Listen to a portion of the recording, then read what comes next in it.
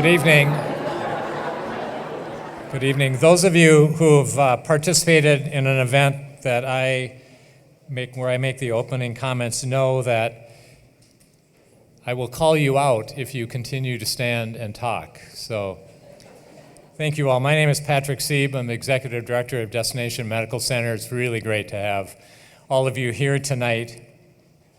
And I don't know about you, but I am just filled with immense pride and optimism when I look around this room and see this cross-section of our community working together to do big, powerful, challenging, creative, innovative things, and doing it together and in collaboration.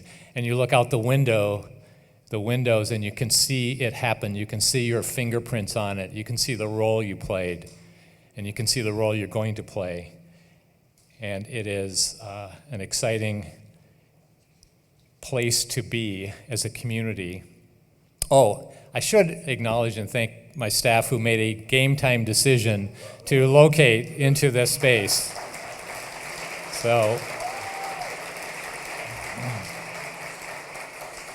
we have held this event outdoors for a bunch of years, including 5 years ago today. We were on Discovery Walk as a prototype. We were testing out the idea. We had just opened one Discovery Square, and in the meantime, in the 5 years, we've seen the completion of Discovery Walk and 2 Discovery Square, 1 Discovery Square fully occupied, and a lot happening here in 2 Discovery Square. And you get to see this incredible space, which someday will be an important part of our innovation ecosystem and life science district.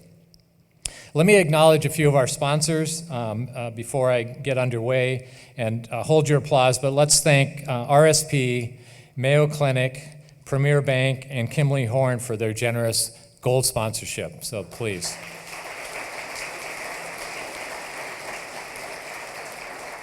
And many others who joined as sponsors as well. Let's give a round of applause for everybody who has stepped up and helped support this event. We really wanted and have wanted this to be a community event, that there is no barriers for entry, that it is free to come, free to enjoy, and free to participate, and it is because of our sponsors that we're able to do that. Our focus tonight is on healthy communities and healthy cities, this notion of America's City for Health, and those information tents were very intentional, conveying that and conveying the work we're doing and doing together with so many other partners.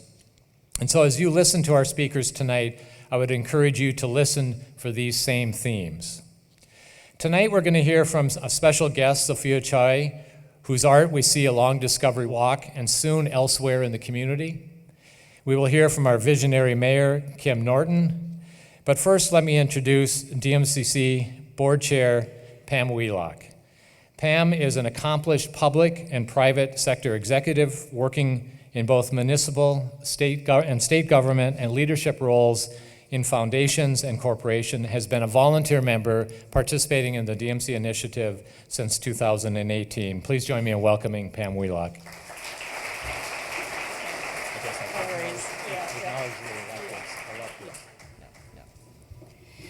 Well, thank you. And though I get to stand up here and talk to all of you tonight, I'm a shining example that this work does not happen on our own or by ourselves.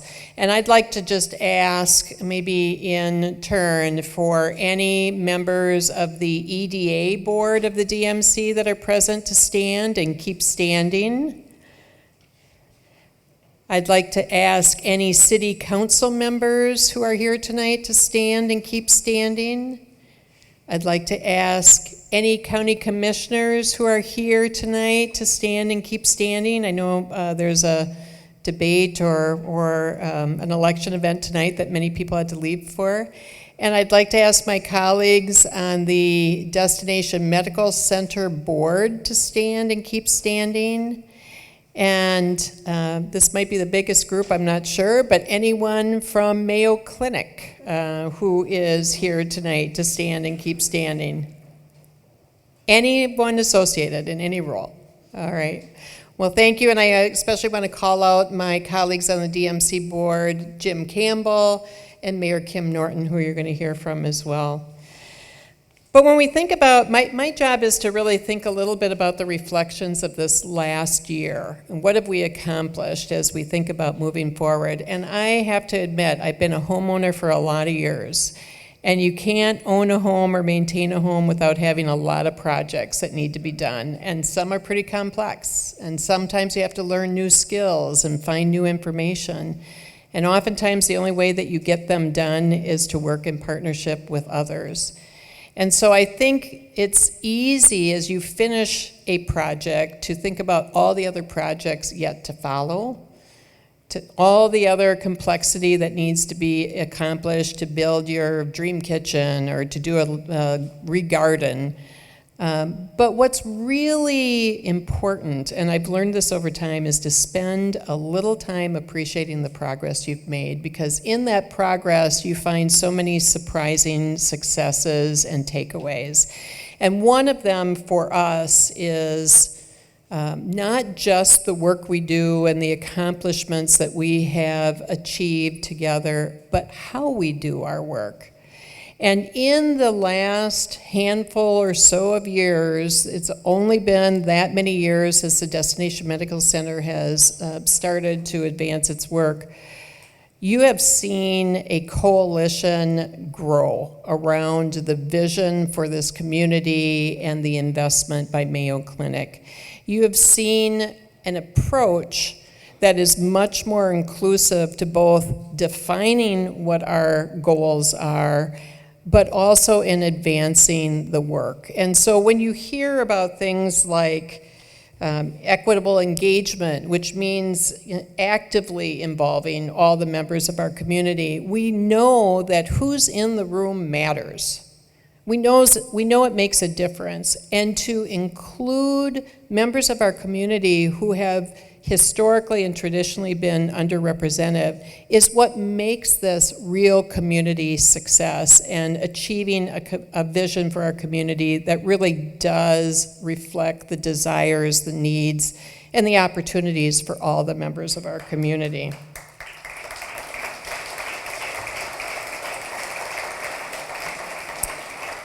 So through projects like our community co-design, we have gathered a great degree of input from many members of our community. And you'll see that as we talk a little bit more about some of the successes of the projects that we have moved forward. But it's also reflected in our business forward approach to work. What we do, particularly when we're talking about ripping up streets and repairing and replacing sewers and putting in public utilities, that can be extremely disruptive in a time where businesses are already challenged to meet their business goals and to stay open and to hire more employees in the community and to meet customer needs. And so all of our major downtown construction projects now implement Business Forward, which considers the needs of the businesses and stakeholders during construction to mitigate the impact that those projects would otherwise have. So that is, again, another collaborative process that makes a difference and makes a change happen. And when we talk about public infrastructure, well, what exactly does that mean? I think one of the great examples is sitting right outside our front door here, and that's the Discovery Walk. And what you see today started as an understanding that we had a sewer system under the street that was going to be woefully inadequate to meet our development needs and to facilitate the investment that Mayo was planning in our community and hopefully other investments that would occur as well. That below-grade infrastructure was outdated and insufficient, and we could have just said, well, let's think about replacing the sewer. But when you are making such a significant investment, to maximize the impact you can get with that public dollar, to think about what you could achieve that would not only serve your functional needs, but really be an anchor for helping to build the community, that's what happened here. We turned 2,000 square feet of public space into 60,000 square feet of public space. We now have a space that serves as a critical link between the heart of the city and the Soldiers Field Memorial Park. We have a place where people gather. It is, again, a place where we use the community co-design to talk about how could the community envision this space being used. It's become the home of the downtown farmers market, and you'll see regularly food trucks on Discovery Walk and people celebrating and enjoying the spaces in their community that didn't exist just a few short years ago. And speaking of Soldiers Field, that is again an example of exemplifying the power of community collaboration and commitment. So that is clearly an asset for this community. But how do you take that and improve the functionality and enhance it so it can really be the jewel that it can be and should be? And so those enhancements and redesign very involved community process. And this is not something that's managed by the Destination Medical Center board that I sit on, but our partners in the community are really facilitating that work as well. And you can see, for any of you who have been there, and I'm betting many of you in this room have enjoyed the improvements to Soldiers Field Memorial Park, because I know that almost 65,000 people alone have used the Aquatic Center. So a fabulous place. And we saw that as a real possibility for an amenity in our community, because when you want people to come and establish their business here, you're asking them to live in this community, and you want them to love what's possible in the community as well. And that is a huge asset right on the doorstep of downtown. And for our employees, our residents, and our students who are living and going to school very nearby as well. So the work doesn't happen, easily. We are thinking right now, in particular, about housing as infrastructure. You maybe, if you're in the field of development or in public investment, you don't perhaps often think of housing as infrastructure, and yet it's built form, it changes the face of your community. And frankly, we know that downtown residents really pack a punch when because they contribute disproportionately to the downtown economy. So they are hugely important, and while we're excited about the developments occurring with Aon and Sherman and Associates, we have much more to do in that front to build the robust downtown economy and to have the vitality that we want, not just during the work hours, but all day long and 7 days a week. And what we do deserves to be broadcast, and that's what we've been doing. We've been actually out far and wide across the globe trying to talk to businesses about making a connection, sometimes with Minnesota, oftentimes to consider their first connection with a U.S. destination, to consider Rochester, Minnesota. And we've talked to over 800 businesses and have developed 130 real business leads. So these are the investments that we hope will occur here, and in no small part because businesses know they want to be connected and near Mayo. And so that huge investment decision by Mayo is actually a powerful magnet to marketing this community and the wisdom and the strategic interest of investing and growing a business here in Rochester, Minnesota. So we also do that by infrastructure. This building that you're sitting in now, this space that you're sitting in now, Discovery One. But we also do it by thinking about what are the elements that are going to be so important to actually establish or grow a business. And it's things like a quality workforce. It's things like access to private capital. It's things like helping with regulatory and governmental requirements. So really thinking about what do people need to make this be a success is really an important element and really becomes part of our indicators of success as well. It's more about, it's more than the numbers of how many businesses. It's really about what will happen when we increase our local economy and grow our community and fill our schools and have residents and employees downtown working, shopping, dining, and enjoying our public spaces.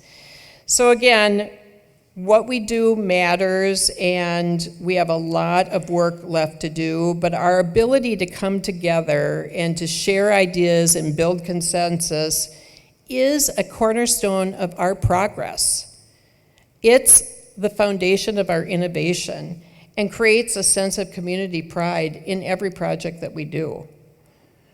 As we transition to looking forward, I want to turn to my colleague on the DMC board. It's a distinct pleasure to introduce a leader whose vision has been instrumental from the very beginning. Then Representative Kim Norton, now of course Mayor Kim Norton. When the DMC was first conceived, Mayor Norton was a driving force behind its creation, and her foresight and commitment were crucial in shaping the framework for what we see today. But her vision extends far out beyond our current successes. As we look to the future, Mayor Norton continues to guide us with her ambitious 2050 planning. Makes me tired just thinking about it, frankly. Ensuring that our city not only thrives, but remains vibrant and forward-thinking for years to come. So please join me in welcoming Mayor Kim Norton, who will share her insights on the ongoing journey and executing the opportunities that lie ahead with us. Kim?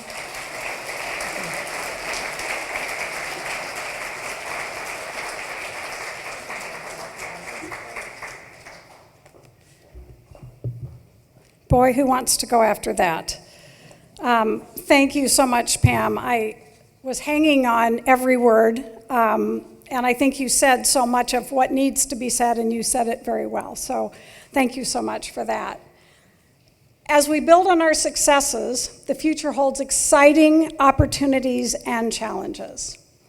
From those first meetings with Mayo Clinic back in 2012, when the idea of destination medical center legislation was raised, and throughout the fast-paced session that followed, who would have thought that we would be here today already less than halfway through the timeline that we were envisioning, that we would have the impacts we've had on this community. And Pam talked about Discovery Walk outside our door. It was one of the first things when I sat down with Patrick Sieb when I became mayor, and I said, I'm really interested in Discovery Walk. I really want us to feel a connection between downtown and something that most cities would, give their eye teeth for, which is that acres of green space with a golf course and a swimming pool right in the downtown part of their community. People don't have that, and we do, and I wanted to capitalize on it. And so, thank you to Sophia and the other artists for the work they did, and for Patrick and, the DMC group, the EDA and others, our architects, the co-designers who really put something meaningful together that's just finished, we have just seen the beginning of it. And as one of the folks said, just wait till next year when spring comes and the plants start growing and we can come down here and see that. And I'm super excited about that. And I was thinking, that was in 2013 that Governor Dayton signed that law. And it happened in months, literally 4 or 5 months from conception, or Mayo Clinic had a conception for a long time, but before it got to us as legislators, and some of them are here, until it passed, it was months. That doesn't happen. And I think we have to really dig in and feel a sense of responsibility to make certain that vision is actualized, and it's being actualized. We have 10 more years of work to do. And so my goal here is going to talk a little bit more about some of the things that are already in the works, but we're only halfway there, folks. So it's going to take all of us continuing these strong partnerships, talking to each other, communicating well to make it happen. We know our community has a long history of continual transformation, and one of the most transformative private initiatives that we're witnessing today with Mayo Clinic's Bold Forward Unbound right here in Rochester. A game-changing investment of $5 billion that will have profound impacts on the delivery of healthcare and impact millions of patients for generations to come. As mayor, I want to thank each employee at Mayo Clinic, and it's very appropriate because this is their Mayo Appreciation Week that's been going on in several parts of town, because we're very grateful for their commitment to Mayo Clinic's vision and serving the needs of the patients and transforming lives every day. It's what our community circles around. And with that, I also want to remind ourselves that Bold Forward Unbound in Rochester, this initiative, is not only a significant financial commitment, but it goes well beyond healthcare. It's easy to get excited when you see beautiful buildings being designed, which I know we've all seen and will continue to see. But this investment is poised to create positive ripple effects that will shape our city in numerous ways for many years to come. For those of us that are living and working in Rochester, this investment brings both excitement and responsibility. We all have a role as well. I encourage each of you to think deeply about transformation, the transformation that's underway in our community. This initiative isn't just about grand projects and investments. It's about how we as individuals and we as collective can actively contribute to shaping the future of our community. Consider your role in this transformation, whether it's through supporting local initiatives, and one of them I'm going to mention, I'm going to leave this up here, and there's little cards for you, is the Rochester Visioning Project that I'm doing as mayor. As we know that Mayo Clinic has their vision, we as members of this community who live and work here need our vision to be part of that picture. So I ask you to participate in that. Participate in community discussions and co-design, and embrace new opportunities as we move ahead. Together, let's commit to being active participants in this journey, which means not just looking at the cards. It actually means clicking on the QR code and then following through and finishing those surveys, because we need to hear from you. This will ensure that your vision, that our vision, becomes a reality for everybody that lives here. We can prepare by staying informed and engaged with the developments and thinking about how these changes might enhance our lives. As we prepare for transformation, it is important to support both existing and new businesses and innovations that are coming to Rochester. Supporting local businesses remains crucial. I don't know how I can say that any more strongly. We've come out of the pandemic really well here in Rochester. I am so proud. When I talk to other mayors, we're just so fortunate here. But that means we all have to participate by coming downtown, by visiting the local businesses, and shopping local was one of the years ago Chamber of Commerce initiatives. So as a city, with the support of DMC, we're preparing for the future by continuing to work collaboratively on special projects, several infrastructure projects, big and small. They're significantly important to the health and vitality of downtown, and also shape the face of our entire future as a community. So I'm going to list a couple of the things that are happening, starting now and moving just a couple years out. One of the most exciting upcoming projects, and you've seen the booths over there, is the Link Bus Rapid Transit System. Starting construction in 2025 and set to open in 2026, probably later in the year, but 2026, it's right around the corner. This new transit option will significantly enhance our public transportation, making it easier for everyone to navigate downtown and access essential services, businesses, Mayo Clinic, public amenities, and some of those are our public library, the Civic Center, City Hall, and more.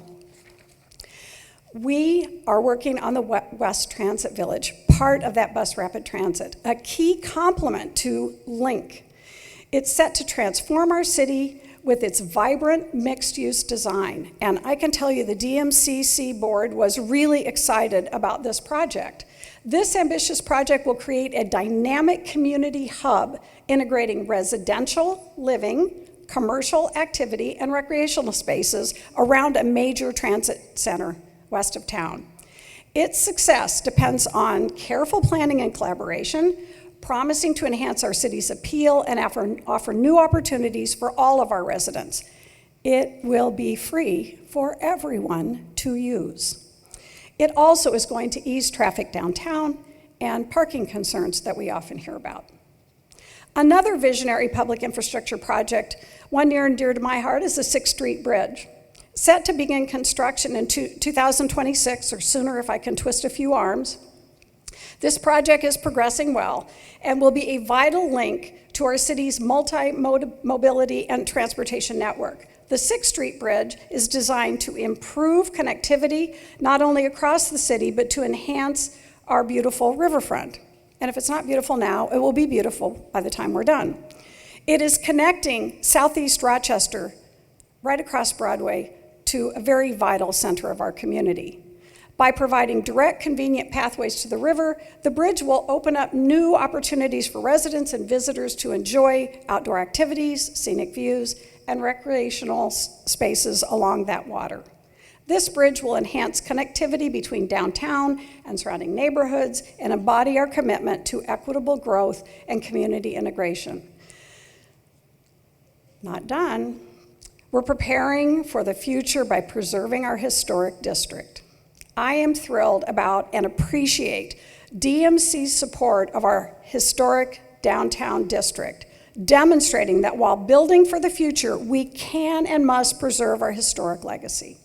The community response to these new resources that DMC has offered up has been overwhelmingly positive, and I'm looking forward to the positive impact that it's going to have in our downtown. We also need to be visionary when it comes to our goals for sustainability, which has been a particular interest of mine. A strong vision for sustainability is crucial because it shapes the legacy we leave for the next generation. It drives innovation, it fuels economic resilience, and ensures that our progress is equitable and respectful of our planet. Embracing this vision means creating a vibrant, enduring community where every decision we make today contributes to a healthier, more sustainable tomorrow. The city, with DMC support, is working on cutting-edge thermal energy models that enhance efficiency and sustainability across our urban infrastructure. By leveraging the Inflation Reduction Act, we're securing vital funding for green energy initiatives. This will boost our efforts to enhance energy efficiency and transition to sustainable practices. And by embedding these practices into our work, we are ensuring that our growth is not only innovative, but also equitable and environmentally responsible. So tonight, as we reflect on this incredible transformation that's happening in our community, I invite you to consider your role in shaping Rochester's future.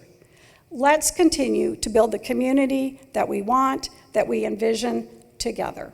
And with that, I'm going to invite Sophia Chai up to share a few words about her stunning display out in the street.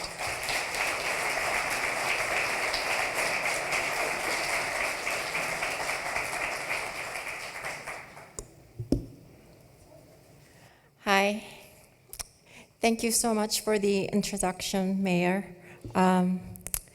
So it was around late June 2020, I began imagining how this pathway where we are standing now, Discovery Walk, might turn out to be. We were still in the early months of the pandemic with so many in-person events and gatherings being canceled or clumsily transferred to an online format. I came across an open call for local artists to design an art integration project for Discovery Walk that would be outdoor and permanent. The idea of expanding the sidewalk space to allow folks to relax and contemplate all the different features along the linear urban garden walk was something I was immediately excited to see happening here in Rochester. As a former New Yorker, I was especially thrilled by the prospect of seeing an urban space that prioritized people more than cars. Because a space like this can activate and facilitate gatherings and conversations and connections, something I was really missing, especially missing during the pandemic. An interesting challenge for the art project was that the artwork wasn't going to be a big monumental sculpture or a mural work, but instead something that would be integral, a part of an essential feature along the pathway of Discovery Walk. In order to understand the characteristics of the site better, I walked down this path, 2nd Avenue Southwest, often on my lunch break, as my old studio space was not too far from here. One thing that I noticed on these walks was the gentle sloping hill that rose as I approached Discovery Square from Soldiers Field Park, which then gradually came down as I walked further up north towards Mayo Clinic. In talking with the team at Cohen Partners, I learned that this gentle sloping of the hill is, in fact, an artifact of a geologic history that dates as far back as 12,000 years ago. During the most recent glaciation event, the ice drifts came down from the north, flattening much of the upper Midwest. Eventually, they thawed and formed many lakes, which is why the state of Minnesota boasts more than 10,000 lakes. However, those ice drifts never made it down to this region, where we are sitting down now. This is the driftless region. This is also why there is not one natural lake in Olmsted County. Instead, we have bluffs, ridges, and the beautiful Zumbro River flowing through downtown Rochester. My artwork, titled Punctuated Asymptote, is comprised of 62 pedestrian lights. You may have noticed already how each light has a unique length. In fact, the shortest one, right on this block, is only 4 feet tall. A child could walk up to it and touch the top of it. The tallest one near the Soldiers Field Park is almost 15 feet tall. While they all have different heights, they all reach the same topographical elevation at 1,017.79 feet. Each day, the lights will start turning on at sunset, beginning with the southmost light by the Soldiers Field Park and turning off at sunrise, starting from 2nd Street Southwest at half-second intervals. Just as each light has a unique height, each light will turn on and off at a distinct time. The entire turning on and off of the lights will take about half a minute, like the heartbeat of a person walking, 120 BPM. The color of these light poles references chroma key blue. This is a color often used in TV video production, where the visibility of the color makes it easy to select the background and swap it for a different one. I was very interested in the paradox of this color readily being rendered invisible because of its visibility. The title of the artwork includes a word from geometry, asymptote. An asymptotic line comes very close to a curve where there is no longer any distance between the line and the curve. And exactly from that point of contact, the asymptotic line stretches far infinitely in 2 directions. The idea of the infinite becomes possible, almost tangible, exactly from the position where you stand. From the unique positions we stand, we all have different perspectives and narratives. In my studio practice, I make photographs that play with the optics of the camera, where I play with focal length, perspective, magnification, and perception. The picture in front of me can change completely just with the slight shifting of the positioning of the camera. I immigrated to the US with my family from South Korea as a teenager. Having to navigate different cultures and languages at such an age was like suddenly missing an internal compass. This experience has prompted me to probe further into the relationship between seeing and knowing, especially in the things that we can easily take for granted. For example, how the camera organizes the world in front of us onto the screen of our phones, or this gentle sloping of the land we have on Discovery Walk. Things that we tend to overlook as we go about our everyday. But I think in those moments of reckoning where we are, the unique coordinates that our body is positioned at this place and time, there opens up an opportunity for awareness and perhaps even empathy for one another. Art, I believe, offers an essential portal to our lives that can enrich and deepen our appreciation of the world around us and each other. Art in a public space is also freely accessible. It is for everyone to enjoy. And this particular artwork, Punctuated Asymptote, is a site-specific work that responds to the lay of the ground where we stand and the daily solar event happening right here. It is a unique work of art that you won't find anywhere else. Discovery Walk provided me with my first opportunity to work on a public art project. For more than 20 years, I have worked mostly alone in the studio. The opportunity to work on this project challenged me to think bigger and outside of my studio confinement. From the very beginning part of the design process, there were so many conversations with so many folks, the community co-designers, the design team at Cohen Partners, various members of the business community, and the stakeholders. And to be around so many folks who deeply care about the future of Rochester was inspiring. Moving to Rochester almost 7 years ago from New York City, I was not sure what kind of community in the arts I was going to find. But luckily, soon after arriving here, I found a small group of artists who were dedicated to their practices and who welcomed me into the community. Working on a public art project like this also helped me sustain my studio practice with the mounting of various exhibitions in New York City and Minneapolis, while staying engaged and connected with the local community.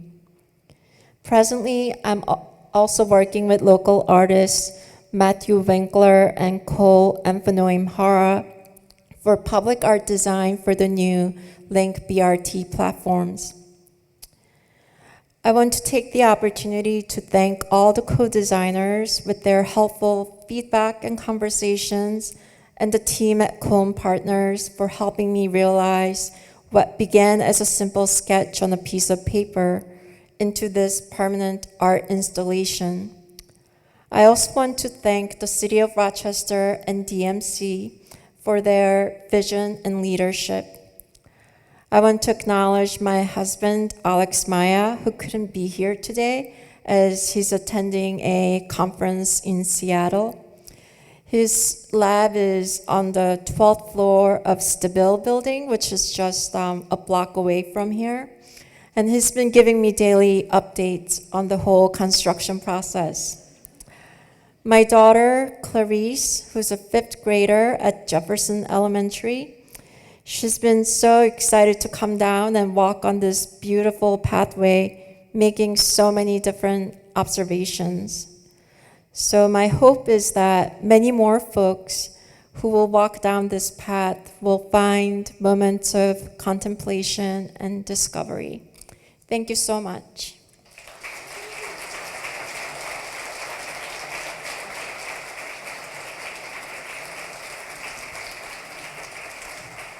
Thank you, Sophia. Incredible presentation. And I'm just going to do this. I want to get a picture of this crowd here. Thank you. So if you would all smile. Isn't it, as I was listening to these presentations, Pam and the mayor and Sophia, and thinking, I think our new tagline at DMC is going to be making infrastructure sexy. Does that work? Does that work? Making infrastructure sexy. Because we are going to spend $585 million in infrastructure. DMC is. And the federal government, and we have representatives from Senator Smith's and Senator Klobuchar's office investing in Rochester. State of Minnesota and Senator Nelson, and there may be other local electeds. The city of Rochester, Mayo Clinic, we are spending hundreds of millions of dollars in public infrastructure. Let's do it right. Let's do it special. Let's make this a destination for the quality, the innovation, the creativity, the uniqueness, the specialty, the chance to welcome people, to participate. Imagine Sophia, a native-born South Korean, landing in Rochester as we call them accompanying talent. This is what accompanying talent looks like. Tapping into all of the characteristics and strengths of our community. So that's what we wanted to say tonight. Thank you all for being here. We have food and networking and reception to follow, and it is going to be a beautiful night to walk out on Discovery Walk, and at 7:11, and you have to be there in time because it only takes 60 seconds, and if you blink, you'll miss it. But if you're there to watch these lights come on is stunning. So 7:11, it's not a gas station, it's be outside, sunset. In the meantime, we have food and refreshments. Go to your right, my left, and find your way to more socializing and camaraderie. Thank you all very much.